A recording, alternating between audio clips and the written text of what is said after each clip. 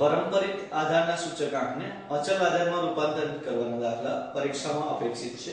એ માટે આપણે સૌપ્રથમ તો વર્ષ સૂચકાંક એનું સૂત્ર છે ચાલુ વર્ષનો પારંપરિક આધારનો સૂચકાંક ગુણ્યા અગાઉના વર્ષનો અચલ આધારે સૂચકાંક ભાગ્યા 100. આની અંદર તમારે સૌપ્રથમ તો ચાલુ વર્ષનો સૂચકાંક જે આપેલો છે પહેલા વર્ષનો તો એને સહજ ગણતરીમાં લેવાનું છે. ત્યારબાદ 112 ગુણ્યા આગળના વર્ષનો જે સૂચકાંક આપેલો છે 110 ભાગ્યા 100 તો તમારી રકમ આવશે 123.20. પછી 108 ગુણ્યા 123.20 ભાગ્યા 100 બરાબર 133.06. ત્યારબાદ 109 ગુણ્યા 133.06 ભાગ્યા 100 145.04. 111 ગુણ્યા 145.04 ભાગ્યા 100 એટલે 160.99. 105 ગુણ્યા 160.99 ભાગ્યા 100 એટલે 169.04. તો આ હતી આપણી પાસે અચલ આધારના સૂચકાંકનું શોધવાનું. શેને આધારે તો કે પારંપરિકનો સૂચકાંક આપણને આપેલો હોય તેને આધારે તમારે તેને અચલ આધારમાં રૂપાંતરિત કરવાનું હોય છે. ત્યારબાદ દાખલા નંબર 9મો છે. તેમાં અચલ આધારની રીતે આપેલા છે તેને તમારે પારંપરિક આધારમાં રૂપાંતરિત કરવાનો છે. તો વર્ષ અને સૂચકાંક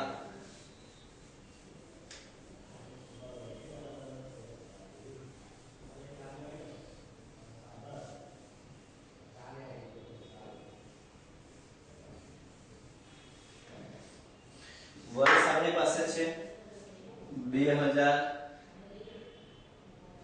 2001 2002 2003 2004. સૂચકાંક 80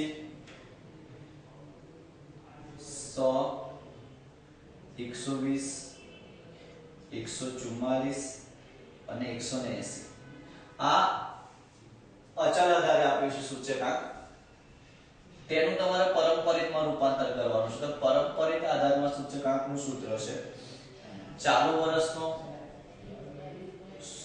સૂચકાંક છેદમાં અગાઉના વર્ષનો સૂચકાંક ગુણ્યા 100.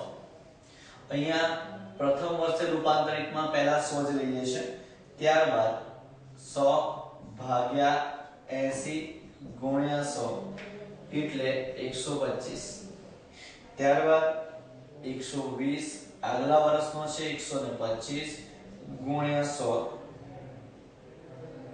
120 આગલા વર્ષનો 100 છે એટલે 120 થશે.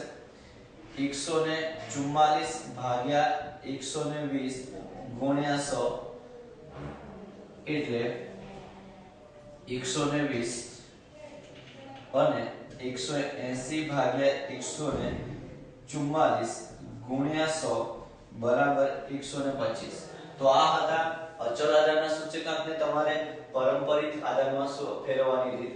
એમાં સૌથી વસ્તુ ધ્યાનમાં રાખવાની કે જે સૌથી પહેલા વર્ષની ગણતરી છે એ તમારે સહજ ધ્યાનમાં લેવાની. ત્યારબાદ જે તે વર્ષના આપેલા છે સૂચકાંક એ ઉપર અંશમાં મૂકવાના. આગલા વર્ષના છે એ છેદમાં એટલે 100 છેદમાં આવશે. અહીંયા 120 છેદમાં આવ્યા અને અહીંયા 144 છેદમાં આવ્યા. તો આ હતું તમારું અચલ આધારના સૂચકાંકને પારંપરિકમાં ફેરવવાની રીત. ત્યારબાદ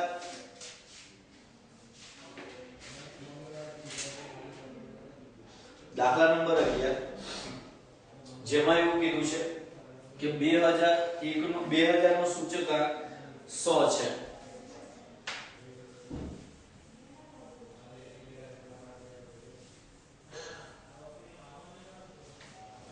2000 ના વર્ષનો સૂચકાંક 100 છે.